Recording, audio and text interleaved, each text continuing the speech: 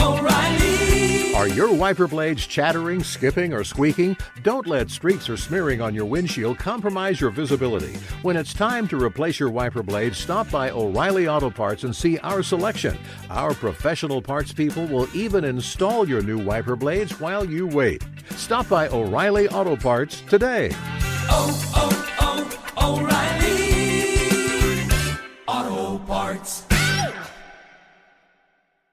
There's nothing like snook hook sets at dawn or catching a tarpon in the moonlight.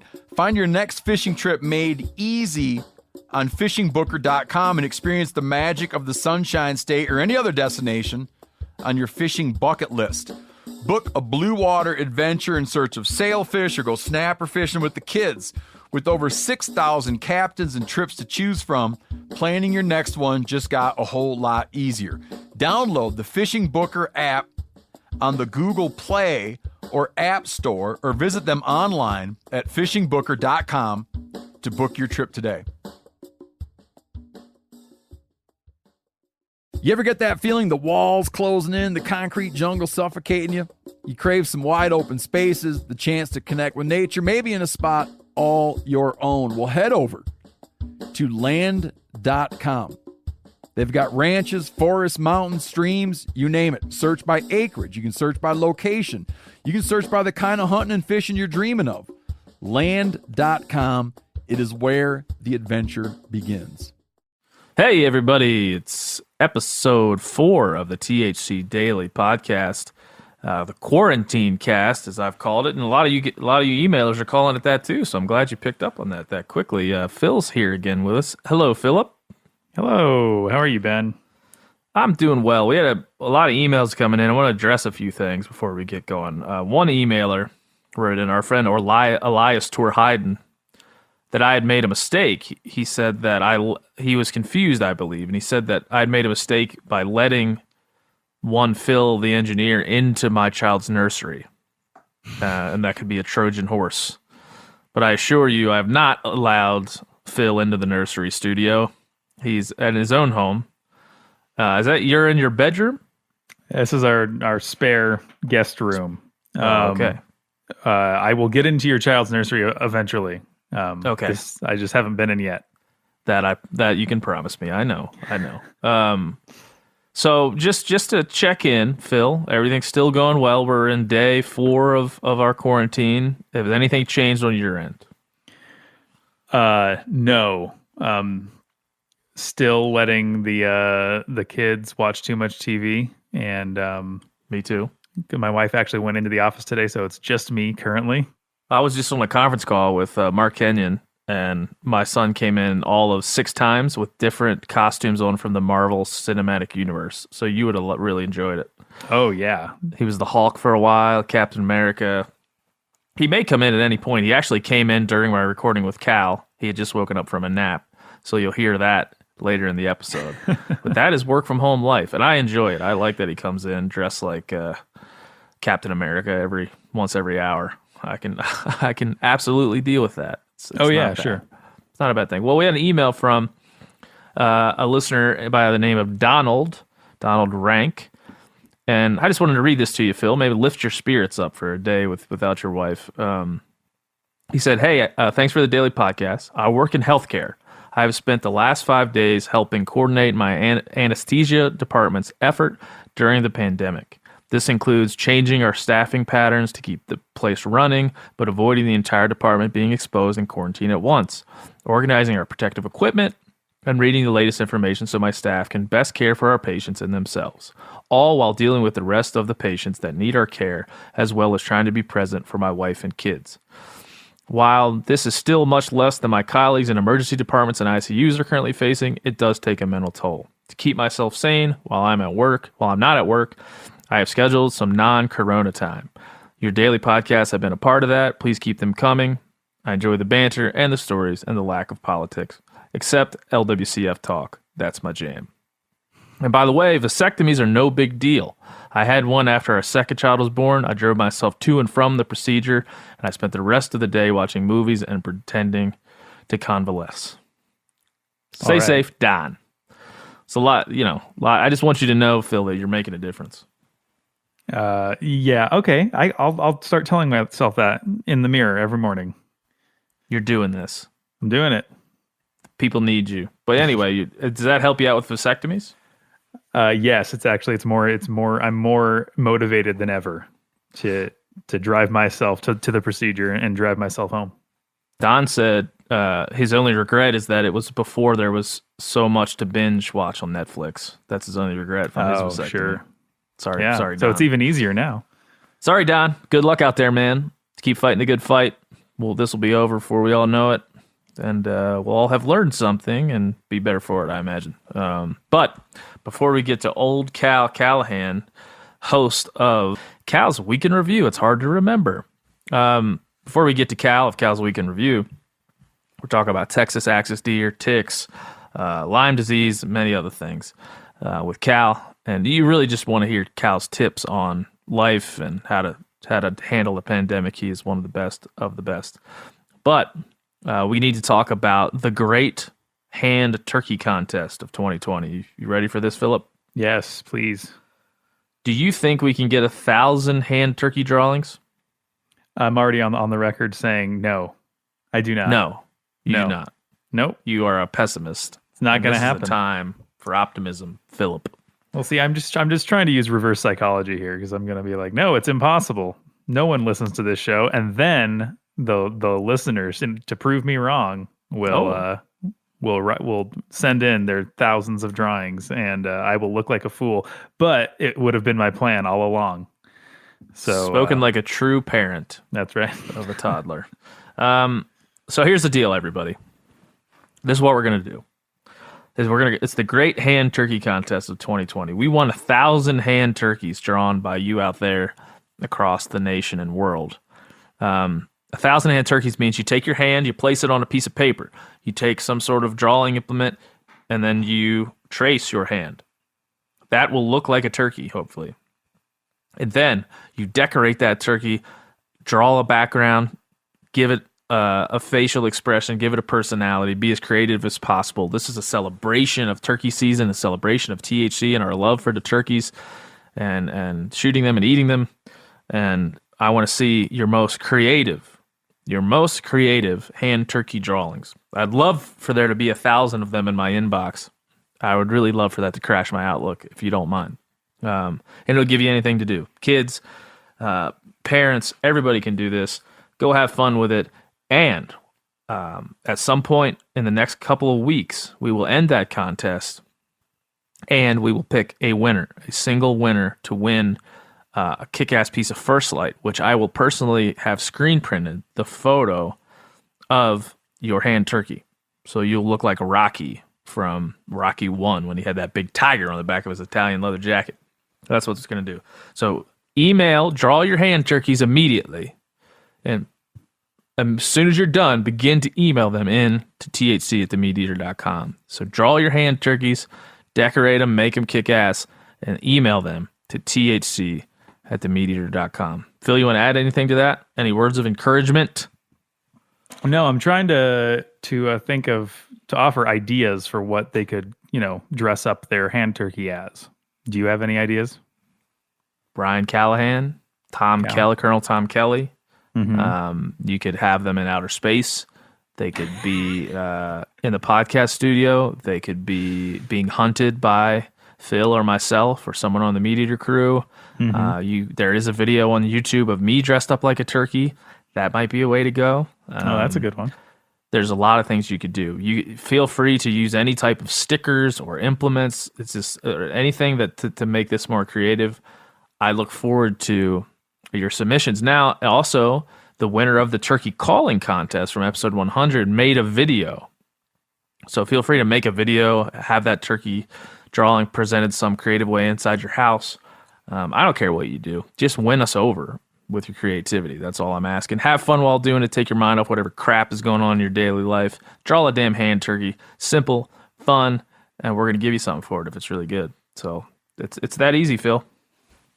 All right. Well, then I expect 2,000 hand turkeys. And I brought it up to Cal. Cal just basically was like, what is wrong with you? I mean, I can't disagree. They're like, what a dumb idea. But I know you guys will love it because I am going to love looking at them, and I'm going to love sharing them, and I'm going to love talking about them. And Phil is forced to, based on his job requirements, sit here with me and humor me when I do things like this. So he'll be here as well. So that's it. Day 4 of the Quarantine Cast coming at you with our good buddy, Ryan Callahan.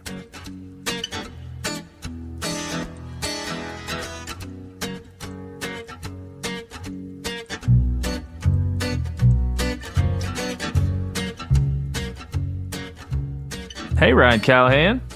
What's up, Ben O'Brien? How's it going over there at the Callahan estate? It's good, man. It did a lot of cleaning I've been meaning to get to. I've canned some just ridiculous hot green chili and red chili from New Mexico with a bunch of elk shank meat. Had one jar that I couldn't fill up to the required 1-inch gap head spacing for meaty soups that is required by the USDA website. So I put that over some eggs this morning, and just a delight. Just a delight. And you feel, during this time of quarantine, I guess we'll say, that it's go outside, DIY, cook stuff. Is that a good way to encapsulate what you're up to? Yeah, just because I have a lot of projects, I'll travel so much that it's hard to be like, I'm gonna make jerky because that's a like a weekend event. So it's nice that I've been canning a few things, and I went over to Ranella's house and stole his giant food dehydrator, and we'll be making jerky.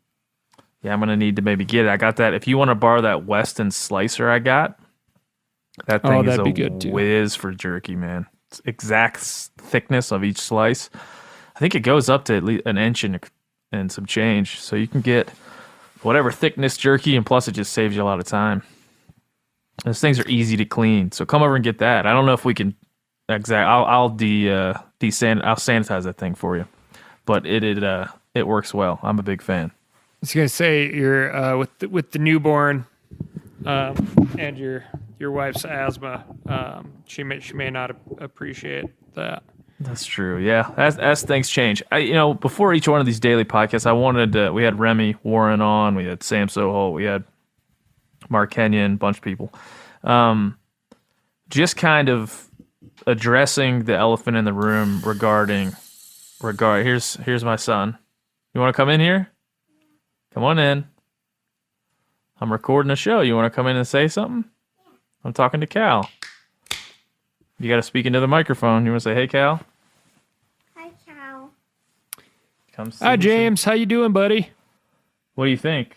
You want to be on my podcast? Yeah. Nah. It's like just got up from a nap. I don't know. You don't want to be on my show?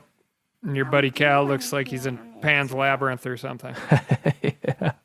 Yeah, all right. Well, we're going to finish the show, okay? Can you go close the door and I'll come see you when we're done? Okay. See you, buddy. Uncle Cal's pouring himself a Guinness. Now, I've been drinking a little Meat Eater whiskey, some little Templeton rye. We made margaritas last night over here. With some tequila. We had rabbit shepherd's pie. Did a little chunked up some rabbit, deboned a whole rabbit, chunked it up. Actually, it was 2 rabbits, it turned out to be. Diced it up and made rabbit shepherd's pie. It was pretty damn good. That sounds awesome. Yeah, that sounds really awesome. It's a highlight. And so I got to figure out, we had mule deer meatballs last night. I got to figure out kind of the menu for the rest of the week, but for sure, I think jerky has to be on it. But before my beautiful son jumped in here, which I think is probably a piece of realness for everybody working from home right now. If you have children, they're going to be in your business like never before. But before he came in, I just think each one of these shows, I want to get the guest take, your take in this case, Cal, on what's the mindset to have right now. Things are changing every day. We get new information, new news. What's the mindset you go into every day with? Oh, I think just, the important thing is, it's like no matter how awesome you are, how good you are, you got to be respectful of others, and I think of my 91-year-old grandma over there in Lockwood, Montana, and she has one lung. She's on oxygen. She told me 2 days ago, she's like, Ryan, I'm strong and I'm healthy. I don't have anything to worry about. But at the same time, she's not going to church. She's not going to the social things that she does, because she's just trying to mitigate the risk. And I think for someone like her, I don't even want her going to the grocery store. Whereas for somebody like me, I think, you just have to have a heightened sense of being a good member of society, right? Like, I just went to the grocery store, and for the first time in my life, I used the little sanitizing wipes that they have out there for the grocery cart handles. I'm not doing that for me, because I just don't feel like I'm at risk, any more than I am normally. So, but I'm doing that for the next person in case I'm carrying it around. And there's a lady there who was very much in the demographic of my grandma, and I had to wonder if she was just exercising her independence, or if she just didn't have anybody to help her out, Yeah. I said this on the show the other day, but I just sent a message to our little neighborhood Facebook group here, and there's a couple hundred houses in our neighborhood here outside of Bozeman, and just said, hey, if you're elderly or sick, or you just don't want to brave the crowds, I feel like I'm not a risk to everyone else. I can go out, and so if you want me to go grab your medicine, or you want me to go grab some food or some whatever, I'll do it. Nobody's taken me up on that yet. I'm like, I know some people in my neighborhood that I bet could use that service, and I understand, everyone wants to be independent and doesn't want to ask for help, but if you're in those demographics, it's okay to get help at this point, man. I'm with you, Cal. I'd rather go to the grocery store myself, knowing I'm symptom free, than have to see somebody that's a plus 65 or plus 70 out there trying to wade through this mess. So it's just something to consider. We won't linger on it very long. We got other things to talk about, but I always appreciate your perspective on just about everything. So I appreciate it on this. Oh, thank you. Yeah, man. The bummer, I just saw like Illinois Department of Natural Resources is actually closing parks. Yeah. State parks, managed by the state DNR. And it's such a bummer to see, because you're definitely going to be taking away the at least legal ability for somebody to go out and be outside, which I feel like outside is a safe place, certainly compared to like high density housing, which I'm in to a degree, but nothing like you'd find in other parts of Bozeman or a major city center. But the state employees are exposed to a much higher degree by keeping that stuff open too. So I mean, it's a some of the visitors, some of the national parks visitor centers are being closed, and thoughtfully so. I get that, but again, I had thought going into this that public lands and national parks and just wild places would be somehow immune to this, but this is gonna touch everything. If it hasn't already, it's gonna touch and change just about everything we do. Yeah, and the problem is, it's like I think there's a lot of people that are grumbling about this, I'm sure. Like I said at the outset, I grumbled too, but we just cannot. We're having a hard time trusting people to wash their hands. Yeah. Which I believe is why we're telling people to just stay inside. And And we've proven over and over again that, man, if there's an overflowing trash bin in a national park, people don't just hang on to their trash till they find an empty one. They just throw it on top of it or throw it next to it. And if there's a super dirty bathroom, nobody's jumping in there to help out and clean it. They're just making it dirtier or complaining. So without those facilities being able to be maintained to the degree that like a paying customer in a national park expects, I think that's a big part of the root of the closure as well. It's like, we'd love to be able to trust people to just drive around the park or walk around the park, but we got to put our employees at a higher rate of exposure to maintain the facilities that these people expect as well. A lot of things are happening, right? I'm just reading now that Ellis Island, Statue of Liberty are both closed. The Washington Monument in D.C. is closed. Ford's Theater, California's Golden Gate National Recreation Area is temporarily closed. Alcatraz Island, a bunch of other landmarks and national parks in California. I imagine this would be only the beginning of that kind of activity when it comes to this, for the reasons you mentioned and staffing and everything else. So it's surprising to me, but given where we are, I understand what's got to happen there. So we'll continue to watch this, on the daily podcast. I mean, so many things change every single day. That's one thing I'm learning now doing a daily recording is there's new news, there's a different restriction, there's a different type of quarantine happening every day. And so it's good to keep up on it and keep it in our minds, because that's what we're all living right now. O'Reilly Auto Parts are in the business of keeping your car on the road. O'Reilly Auto Parts offer friendly, helpful service and the parts knowledge you need for all your maintenance and repairs. If you're confused about what part you need, like what wipers are going to be the best, what replacement headlights are going to be the best, go into O'Reilly and talk to the people that work there, because they're great and they're super friendly, and they'll get you squared away where you walk out knowing you got the right thing. They've got thousands of parts and accessories in stock, either in-store or online, so you never have to worry if you're in a jam. Do you need your windshield wipers replaced? You need a brake light fixed? You need some quick service? They'll help you find the right part or point you to the nearest local repair shop for help. The professional parts people at O'Reilly Auto Parts are your one-stop shop for all things auto do-it-yourself, and you can find what you need in-store or online. Stop by O'Reilly Auto Parts today or visit us at O'ReillyAuto.com/MeatEater. That's O'ReillyAuto.com/MeatEater. There's nothing like snook hook sets at dawn or catching a tarpon in the moonlight. Find your next fishing trip made easy on fishingbooker.com and experience the magic of the Sunshine State or any other destination on your fishing bucket list. Book a blue water adventure in search of sailfish or go snapper fishing with the kids. With over 6,000 captains and trips to choose from, planning your next one just got a whole lot easier.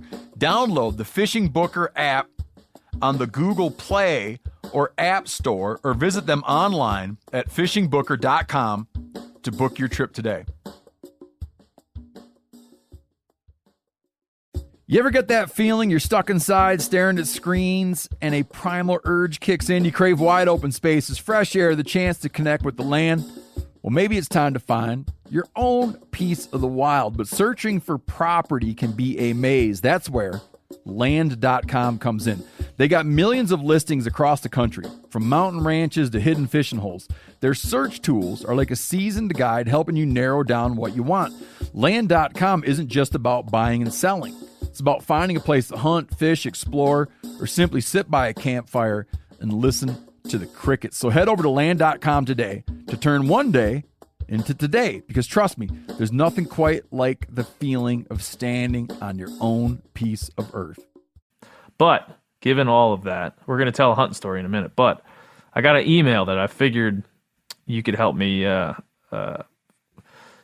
suss out here. We got a guy named Stephen Willie wrote in, what gun do I buy with my stimulus package? That's when I saw that. I'm like, oh, Well, I got to read that one. He said, perhaps you may have heard of the proposed $1,000 economic reinvigoration plan that may come into play over the next few weeks. If this goes through, I'm going to buy both a rifle and a scope, as I'm wanting to do my first elk/mule deer hunt with my father-in-law in the next few years. My wife is strangely okay with it. Being from Illinois, slug season, my knowledge of hunting rifles is extremely limited. I've cruised forum after forum, but I'm getting mixed signals. Can you suggest a gun/scope package that would be adequate for Western hunting excursions for under $1,000? Interesting. I don't know. I don't know if that stimulus cal is meant for that purpose, but I can't say I should discourage it. Well, yeah, I wonder. So in a sense, right, put that money into fishing and hunting equipment, and we get a chunk of that money back for conservation. So you're spreading the love. But is it a single purchase on a rifle to a single manufacturer or a single gun shop? Is that better than buying a little bit of something at a bunch of different markets type of thing? I don't know. Yeah. I don't know. It's still stimulus. That's right. I mean, you could just say that, hey, man, it's stimulus either way. It's going back into the economy. We very much care about rifle manufacturers and rifle scope manufacturers. So there's an argument to be made that's absolutely appropriate. And good on you for wanting to do it, and hope you get out west and get an elk killed. Well, you'll have, if this ever happens again, you'll have a freezer full of elk to draw upon if you ever do. The last time this happened, it was over the summer when we got our stimulus money, and I bought a giant Dutch oven. And I was guiding a lot of multi-day trips, and bought this giant Dutch oven, and yeah, that was pretty sweet. And I was pretty proud of this Dutch oven, and I took a picture of it, or maybe just told my uncle about it. And he was like, "Oh, that's neat. I bought a kegerator."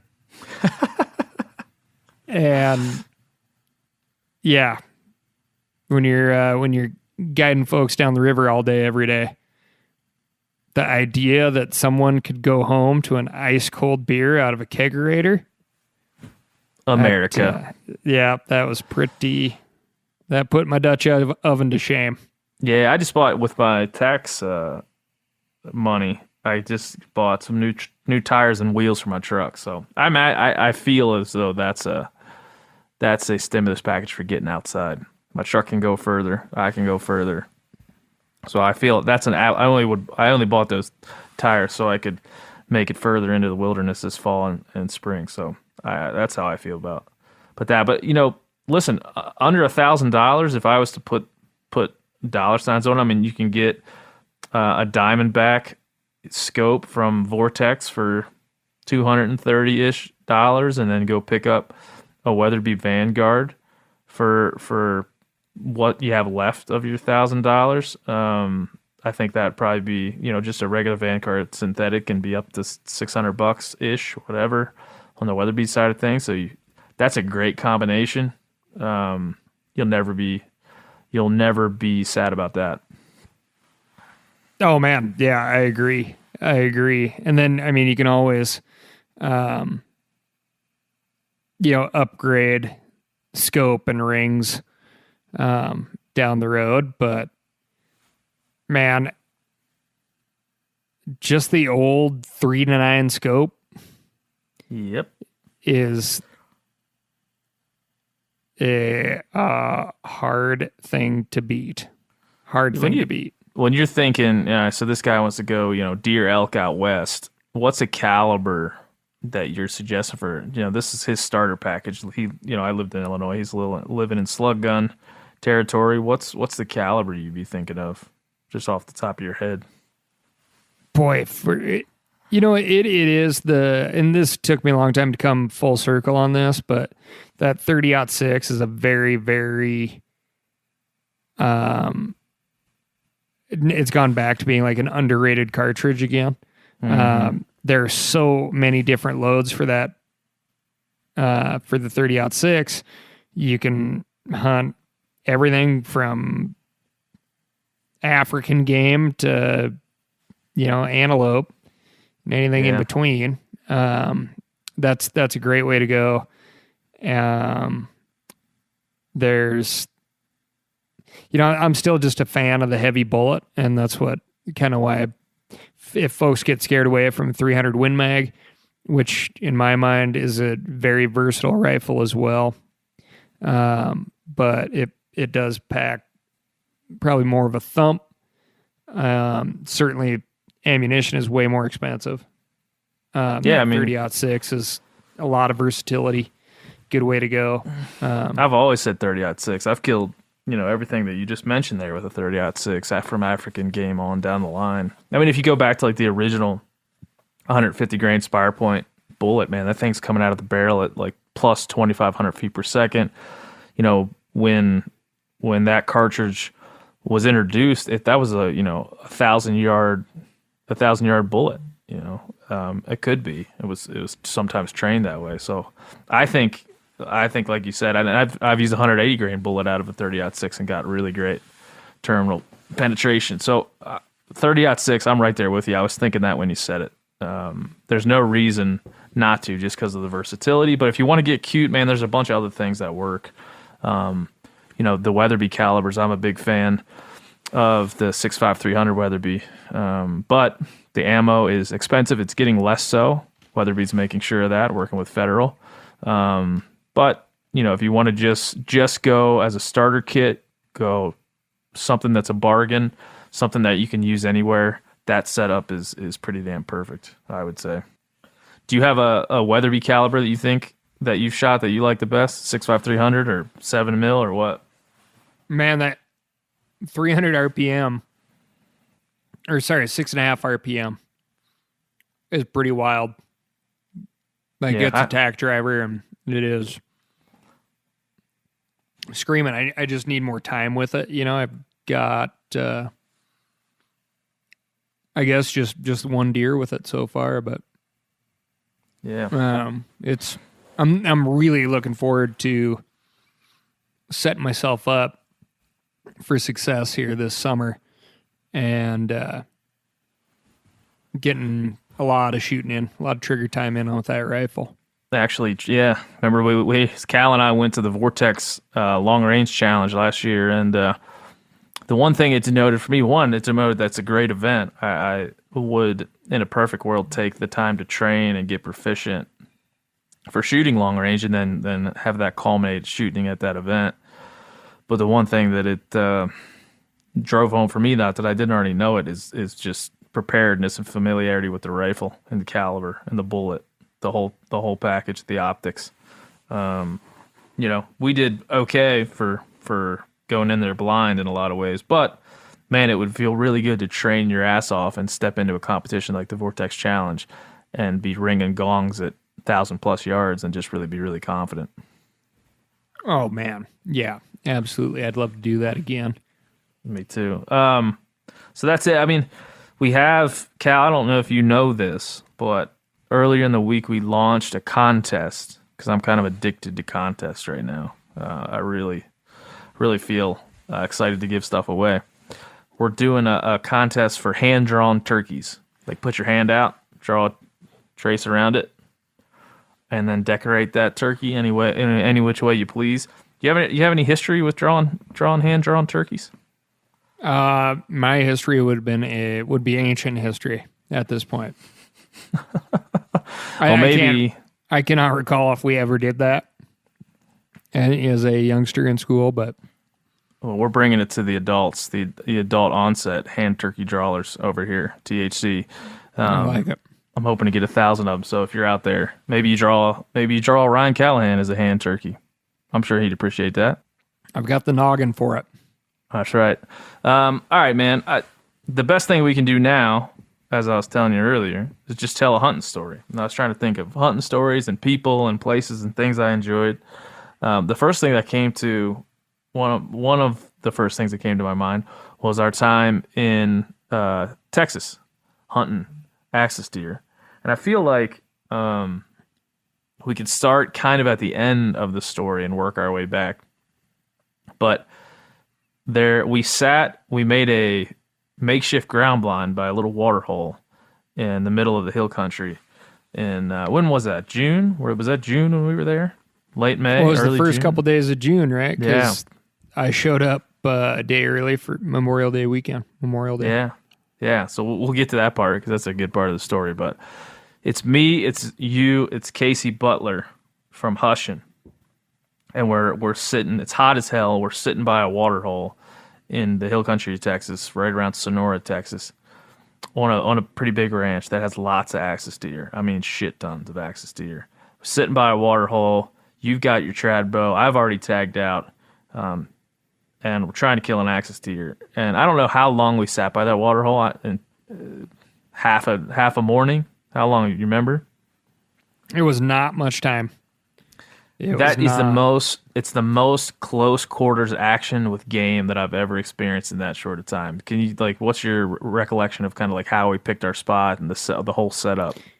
Well, so you and Casey had been hunting together the evening prior, and it was not like a subtle thing that these deer would get up and move to water. It was super, super hot and had been, and hottest like Memorial Day weekend on record for Austin at that point. We were like 3 hours, less than that, 2.5 hours. About 2.5 west of Austin there in the edges of the hill country, like the far reaches of the hill country. And so I had been out cruising around. You and Casey found, like, listening to the stags roar, kind of found the spot that they were jumping over, just a 3-strand barbed wire fence, landing in a 2-track road, and then walking down into a deep depression that I think would typically be more full of water than there was at that point. So you guys hunted that night, and I think you had a lot of action. Yeah, an unbelievable amount of action, to the point where if we got our wind right. So imagine we're kind of if this little pond, what would have been a pond had there been a lot of water, if this pond was a clock, we were set up at the 8 o'clock, basically, the first night, Casey and I, and the wind kept switching to where it was in our faces when we sat down, and it was kind of switching toward where these deer were stepping out. And if they would get past the little zone where they might catch our wind, they were in the bottom of this pond. And we had, roughly anywhere from an 80-yard shot to a 20-yard shot with a bow, with archery tackle. Casey had a rough time. We talked about it on a podcast him and I did back when we recorded this. I mean, I think I'll have to look it up, but I think it's in the first, 10 podcasts that we recorded. Casey had a rough time. He made some misses. Luckily, no wounding happened. Missed a couple of deer, but it was pretty clear from what you just said. These deer were coming out of the mesquite, out of the thicket, jumping this fence, crossing a 2-track road, and dropping down into this pond. It was the most simple kind of archery setup I can think of. We knew where they wanted to go. They had to go to water. It was so dang hot. And so the setup was pretty clear from there. So I think that next day, we're like, man, we got to recruit Cal to get in here. We'll set up on the ground. We'll build we didn't have a pop-up ground blind, so we're like, hey, we'll just kind of build a makeshift ground blind and go on from there. Yeah, and you guys had done a little building the night before. And you're like, yeah, it's pretty much a blind. And then the next morning, we went in there, and it was like a cartoon. It was like 3 guys trying to hide behind like a coat hanger. Yeah, like one leaf. We sat down. Yes. We're like, if you sit on this side, I'll sit on this side. I was trying to film you guys, set it up for the Hushin channel and film you guys. Yeah, we were on at the base of this big tree, not hidden at all, and had these deer not really wanted to get to water, we probably wouldn't have seen one within 100 yards of us because axis deer are historically spooky critters. Less so in the landscape of Texas where they have feeders and ponds like this. They call them tanks down there. Less so there because they just have those elements to kind of change them up. But they're still spooky critters. But we had kind of placed ourselves in a place they needed to be, not that they wanted to be walking by our dumb asses sitting under a tree. Yeah, and it did. So, like, the densest part of our cover was essentially the first thing that they could look at when their feet hit the ground and their heads came back up. And so they'd like, well, right in the densest part of the tree. If they went left, there's a gap, and then another tree, and then a gap, and then the pond. And if they went right, there was essentially the same thing. Another gap, a tree, and then wide open. And the first, there's like all the roaring and stuff and all the, God, is this actually going to happen? Is this going to work out? And then the first stag came through and like comes up to the gap in the fence, jumps the fence, lands in the road, and it was moving right to left the entire time. Hits the road for whatever reason, moves left to right, and is essentially just like 3 yards away, staring at three guys in folding chairs or whatever we had. And Yeah, didn't we have? We had like a folding chair or some sort of bucket. I don't like. and then a bucket, and yeah. It was a comedy. It just, if you would have filmed a comedy about hunters trying to hide from deer and doing a poor job of it. Like I said, we just happen to be, I mean, and for clarity, when these deer are jumping this fence, they are, 30 yards in front of us when their feet hit the ground? Or maybe less even, Cal. I would think less, because I think that first gap on the left was 12 yards. So they probably hit somewhere around 18 to 20.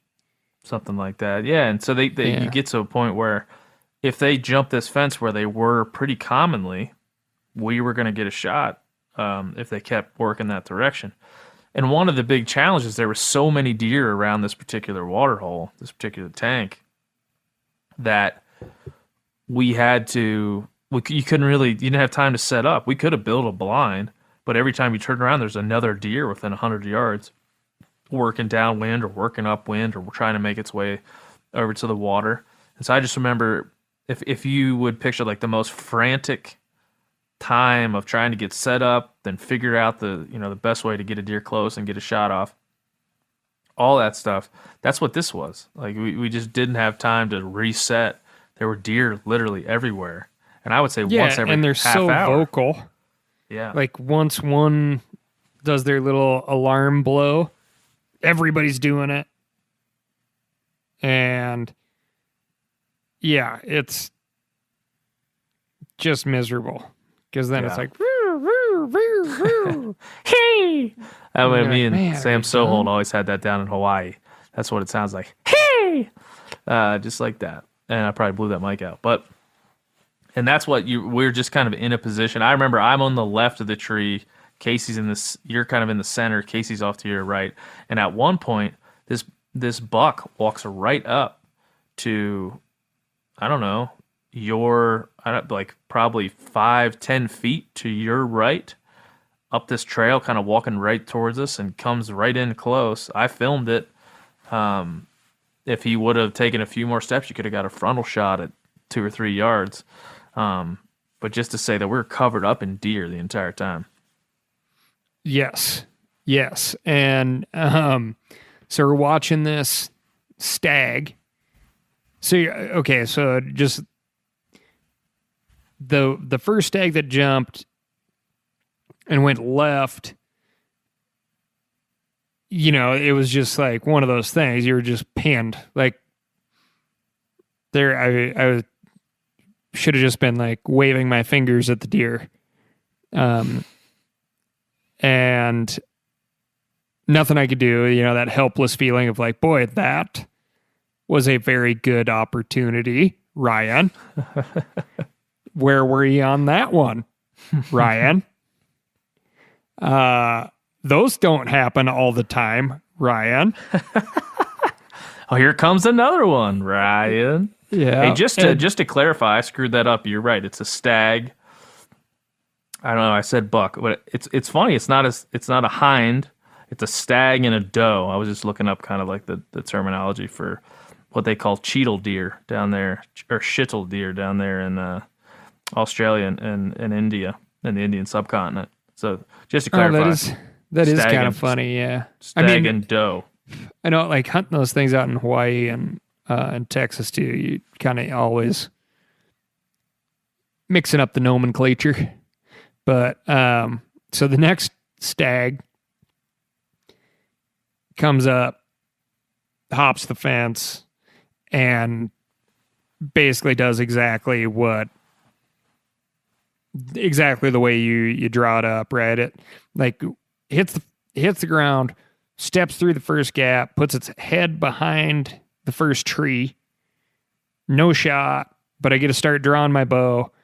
It takes 2-3 more steps and stops perfectly. Let the arrow go, and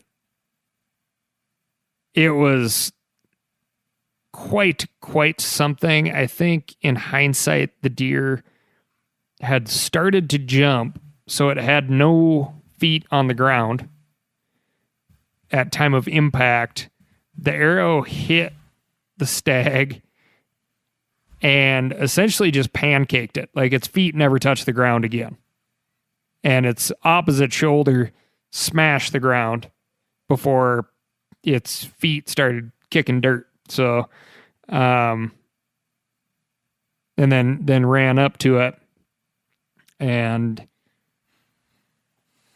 tried to make sure that the deed was done. O'Reilly Auto Parts are in the business of keeping your car on the road. O'Reilly Auto Parts offer friendly, helpful service and the parts knowledge you need for all your maintenance and repairs. If you're confused about what part you need, like what wipers are going to be the best, what replacement headlights are going to be the best, go into O'Reilly and talk to the people that work there, because they're great and they're super friendly, and they'll get you squared away where you walk out knowing you got the right thing. They've got thousands of parts and accessories in stock, either in-store or online, so you never have to worry if you're in a jam. Do you need your windshield wipers replaced? You need a brake light fixed? You need some quick service? They'll help you find the right part or point you to the nearest local repair shop for help. The professional parts people at O'Reilly Auto Parts are your one-stop shop for all things auto do-it-yourself, and you can find what you need in-store or online. Stop by O'Reilly Auto Parts today or visit us at O'ReillyAuto.com/MeatEater. That's O'ReillyAuto.com/MeatEater. There's nothing like snook hook sets at dawn or catching a tarpon in the moonlight. Find your next fishing trip made easy on fishingbooker.com and experience the magic of the Sunshine State or any other destination on your fishing bucket list. Book a blue water adventure in search of sailfish or go snapper fishing with the kids. With over 6,000 captains and trips to choose from, planning your next one just got a whole lot easier. Download the Fishing Booker app on the Google Play or App Store, or visit them online at fishingbooker.com to book your trip today. You ever get that feeling you're stuck inside staring at screens and a primal urge kicks in? You crave wide open spaces, fresh air, the chance to connect with the land.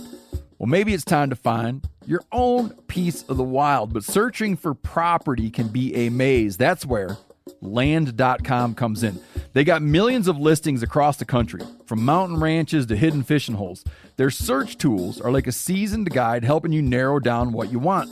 Land.com isn't just about buying and selling. It's about finding a place to hunt, fish, explore, or simply sit by a campfire and listen to the crickets. So head over to Land.com today to turn one day into today, because trust me, there's nothing quite like the feeling of standing on your own piece of earth. Yeah, I remember talking with Casey about this afterwards. You never expect for you to, shooting traditional tackle at an animal, no matter what it is, and have that impact knock that deer off its feet in the way that it did. I've never seen it. That stag was up in the air and flat on its back quicker than we could all. I think that it shocked all three of us. Absolutely. No, I mean, that thing was, I mean, it hit the ground hard also. Like, it was just pancaked. It was unbelievable. Wow. Yeah, I mean, and then there was, it took this deer, took this stag a long time to die, man. Like, he just kind of, you put another one in him, and he kind of just fought it for a while and eventually expired. And that was something, being that close, being able to film it, to watch that all happen, it was pretty crazy, man. I remember specifically hearing the thud of your arrow hit that deer, and even hearing it back on the video too was super interesting. So I don't know, it's burned in my mind, that sound, because it's a sound I've heard before, but that close, that personal, and to have the impact cause the deer basically to flip over. You're used to hearing that impact and watching the deer run off and trying to see exactly where your arrow hit, if he's bleeding, where he's bleeding, where he's going, what he's doing, if he's going to tip over. But we didn't have to in that case. He was over in second. Yeah, it was pretty wild, and it was pretty darn funny. We had some doe tags to fill, so we're like, well, let's quick go get a couple of does. It was our last day there. And so he grabbed a rifle and went out and made a couple of really fun stalks on some does and got some meat. And then the outfitter showed up, and it was pretty funny. He's like, who got this? It's like the guy with the kitty bow? Yeah, the very simple bow. It's like, who got this? That was pretty funny. I remember being back in the lodge with all there's other clients there that were, a lot of them hunt with rifles, a couple guys with archery equipment, but they were, let's say they were reluctant to admit that you had any chance to kill one of these things, to kill an axis deer with traditional archery equipment. They just didn't feel like it was conceivable at that point, and they weren't scared to say that in camp there. No, but I mean, gosh, anybody who's been out on a few hunts has got this, it knows how quick things can turn around to, where it's like the first 2-3 days, you can be like, boy, you have got to get pretty darn lucky for these conditions, because it is just tough. Oh, hang on, Ben. Somebody's knocking on the door. Okay. Hello? Yeah. Hold on, I'm finishing up a podcast. Yes. Sorry, Garrett Smith just walked in. No. Tell him to come over here and get in on this business. I will. He just rolled over from Helena, Montana. We're gonna dirt. Hey, that's somebody you can actually hang out with. You can hang out with people that don't work at Meat Eater. Yes, and because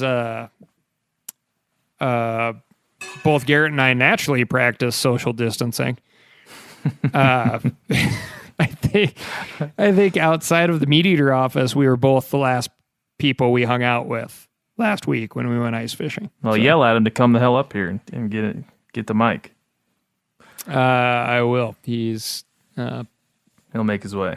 Yes. Yeah. Anyway, Sorry yeah, about I mean that was just generally the end of that hunt for us. There's a lot of cool things that happened prior to that.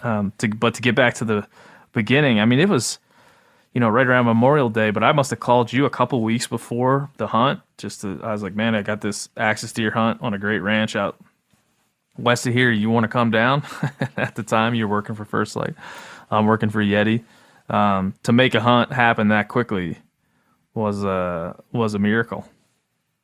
Oh yeah, man. And fortunately you can break an axis down into a big Yeti hopper. Mm-hmm. And it, pretty darn funny. We were pretty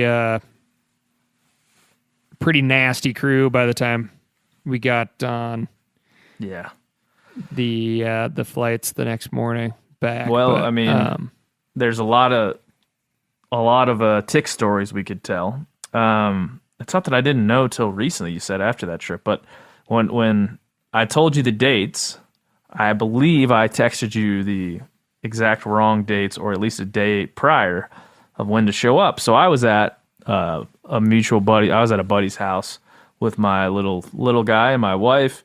We're partying up on Memorial Day, and I get a text from Cal. It says, "Hey man, just landed at the airport. Let me know when you're going to pick me up." And my first thought was, he's got it wrong. He's not at the airport. He means he's going to be there tomorrow. He's not there today. No way. So I texted back. He's like, "No, dude, I'm here. I landed. I'm at the airport. You going to come get me?" And so I looked back at my text to you, and I realized I told you the exact wrong damn date. So I jumped in my truck. I'm zooming over to the airport. I get pulled over by a state trooper in Texas. He pulls me over, and by this time, I hadn't had my podcast for very long at this point in time, so there wasn't really a lot of reason for anybody to know me from it. The officer comes to the window. He says, "Sir, you're speeding," takes my license, comes back, gives me my license back, and says, "Hey, man, really love the podcast," and starts going over all our mutual friends we have in town and people I know that he knows, and we're talking and having a nice chat. And at this point, Cal, wouldn't you imagine that we have an agreement where he's not going to give me a ticket if he listens to my podcast? Wouldn't you agree that that's what I should be thinking there? Yeah, I mean, you don't bring it up, right? Until after you've issued the ticket, is my thought. Yeah. I think for sure if we're being this friendly, I'm not going to get a ticket. I explained I'm going to pick up Ryan Callahan. I was late. I screwed this up. I'm late to go get him at the airport. And he goes, "Oh, man, I love Ryan Callahan. You guys going to podcast?" I'm like, "Yeah, absolutely." I'm thinking for sure I'm off of this now. And in fact, you and I got pulled over in Wyoming, Sheridan, Wyoming, on the way to the Vortex Challenge. Yeah. So and that cop did kind of the same thing. Took our licenses. Took your license. "I'm a big fan of you guys. That's great. Wow, I love you, Cal."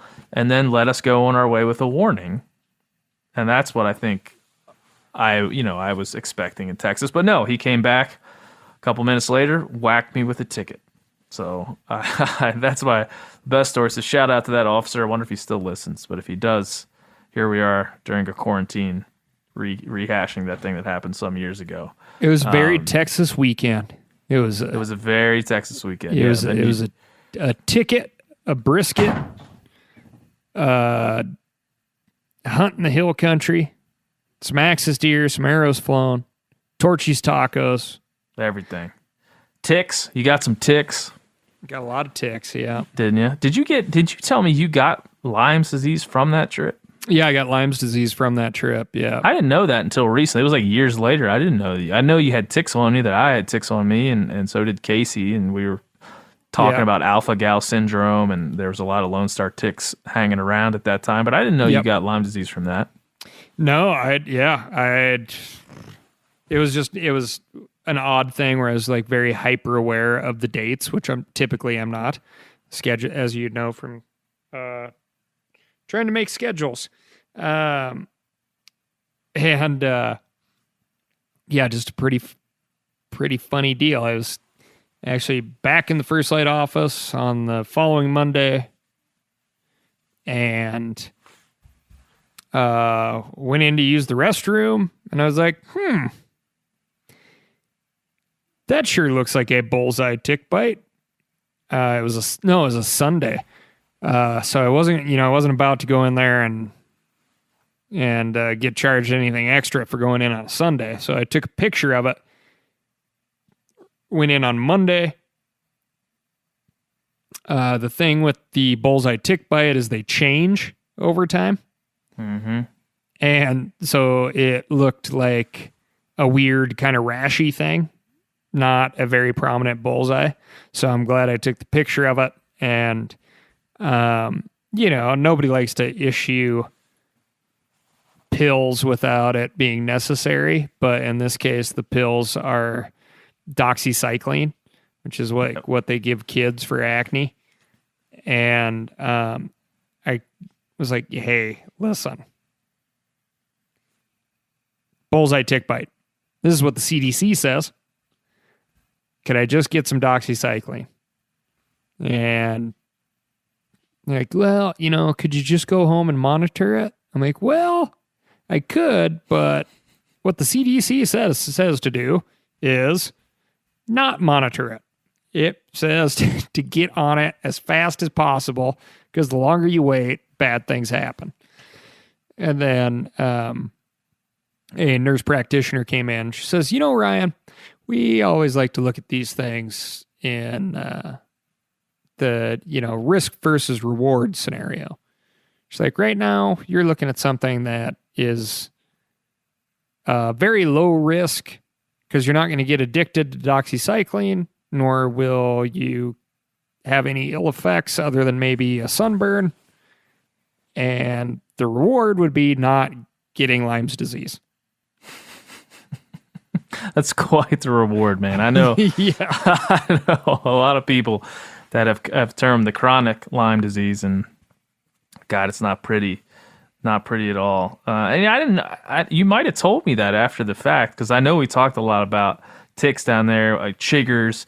The June, July, August timeframe in Texas is just harsh, man. Rattlesnakes. I had a big on this trip. I was sitting up against a tree with my butt on the ground and my legs out in front of me, listening to a axis stag roar, probably like 100 yards.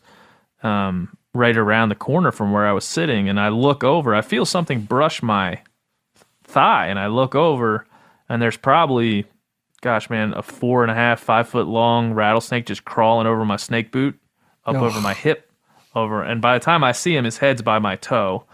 And so in my mind, I look down, I'm like, oh, cool, a snake. And then I stop and think, oh, shit, a snake. And I let him kind of divorce himself from the sole of my boot, and I got up and ran about 300 yards. I didn't scream to my, to the good, to my better nature, but I was freaked out for the rest of the trip. So this is to say, if you want to hunt Axis deer, generally during the roar when they're going off, June is a great time to do it, but watch the hell out. Texas is a mean place. It's mean during turkey season, and it's mean after turkey season is over when it gets into the summer months. Oh yeah, man. That the country's just alive down there that weekend. I had so many ticks. Yeah. Dozens of ticks. God.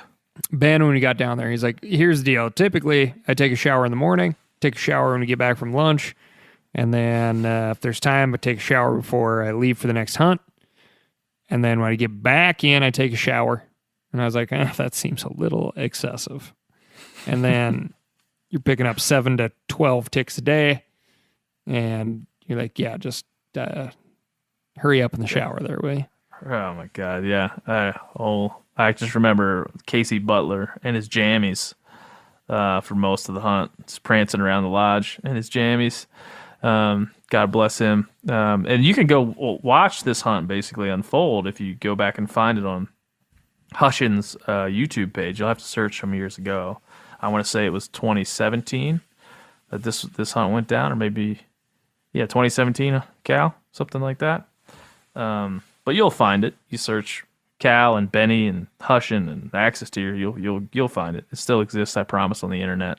You go back and watch us do it. But I just remember going out with you and Casey on the first stalk. We all went out together. Casey missed a deer, you missed the first deer. I did, yeah. Stalked up, yep. But we had been out for maybe 30, 45 minutes, and we were on deer and stalked up and got a shot with a trad bow. And they were everywhere. They're it was so much fun. I've never seen anything like it. So when I think back on this hunt, and then that afternoon, Casey and I were stalking up a buck, and I got a shot at like 40 yards and nailed him and knocked him down, and it was one of the cooler archery kills I've ever had. Knowing how hard it is,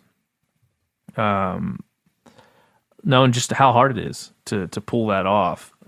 But as far as targets of opportunity, this ranch, this part of Texas, this game animal is awesome. And then you get, as you said, Cal, you go home with a Yeti hopper full of some of the best meat there is. Yeah, and we had the saws running in the walk-in, and got to do couple of fancy cuts before we took off. Yeah, we did a little bone-in French cut, back straps, and spent some time in a big walk-in cooler cutting a bunch of things and filming that for the Hushin' boys. But yeah, I mean, it's a great hunt. That's a great animal. If I could have bone-in straps tonight, French cut straps tonight, for some access deer, I would give just about anything to do it. And this is a great time to get down to Texas and do it, man. This post, even during turkey season, but post turkey season, it's going to be when things start kicking off. So I know you can't probably go now unless you live in Texas, but something to think about every year round if you're looking for some venison in the summer months. Oh yeah, highly recommend. Where's old Dirt? Did he disappear? Yeah, I think we scared him away. We scared him away? All right, well, No worries. I'll let you get back to it, Cal.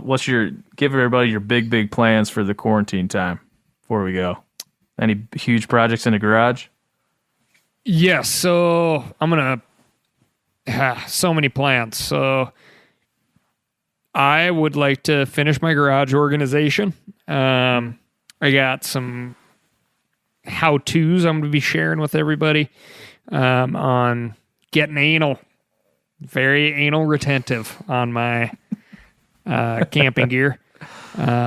Turns out there's a lot of answers out there that you keep asking the question to every year or every hunt or every trip, and you just haven't been putting in the work to come up with the answer. So I'm working on some things like that I've been thinking on for a long time. And then I'm going to can some bone stock, and I'm going to can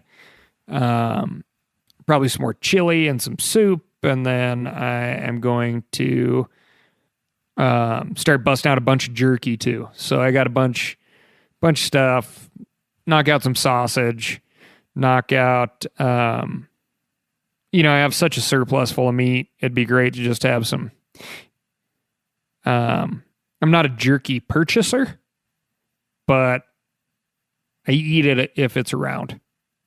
So I should just, there's no excuse not to just be producing it on my own. Yeah, I'm looking forward to jerky, as we were talking about earlier. I'm looking forward to, I got these little books, these little laminated booklets for my son that are, birds of the Rocky Mountains, trees of the Rocky Mountains, tracks for animals of the Rocky Mountains. So him and I are going to spend a lot of time out. He has these visual markers now. He's only 3.5, but he's really intelligent and really wants to learn things. So I'm going to start him on learning what trees are what birds are what tracks are what, and hopefully that sparks something in him. So I look forward to that, because I think getting out with him every evening, 5:30, 6 o'clock, just take a walk, look for birds, look at trees. I mean, it's just so available and so cool. So so cool. Yeah, I'm excited for that. Very cool. Very cool. I'm excited for you.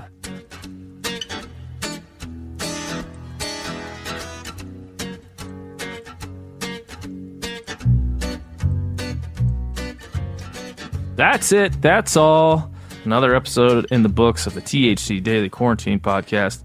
Thank you. I keep saying I got to say quarantine cast because that's the only way anybody will know what I'm talking about, Phil. Exactly.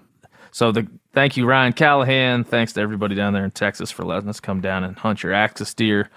Hopefully you're making it through day 4 of this quarantine for us and another show. Hopefully you have listened back to Remy Warren, to Mark Kenyon, to Sam Soholt, a bunch of good stories there. The next story you're going to hear is one of my favorites, absolutely favorites of all time. Cole Kramer, Kodiak, Alaska, a hunting guide, and my buddy from Texas, DJ Bell, are going to come on, and we're going to talk about a Kodiak, Alaska blacktail hunt that went horribly and beautifully wrong and what that taught us during this quarantine, what it did for us and how it's benefited us in our lives. It was a gnarly trip, but one that we all remember fondly, as it was fun to relive that with those boys. But hopefully these daily podcasts are helping you out.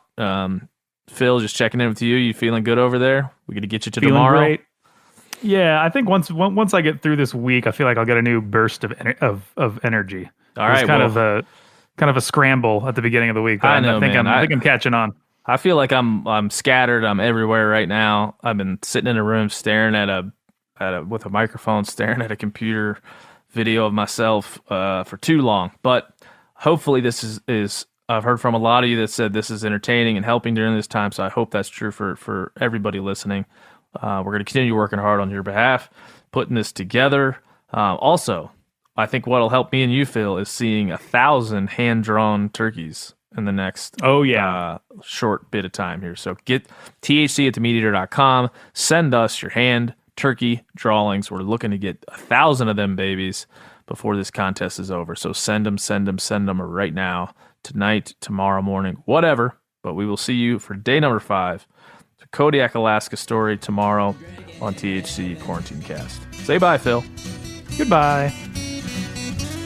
The Hunting Collective with Ben O'Brien is a part of the Meat Eater Podcast Network. It is produced by Corinne Schneider and engineered by Phil Taylor. You can find it on iTunes, Stitcher, Spotify, themeateater.com, or anywhere podcasts are downloadable. Wherever you listen, leave a 5-star review and subscribe.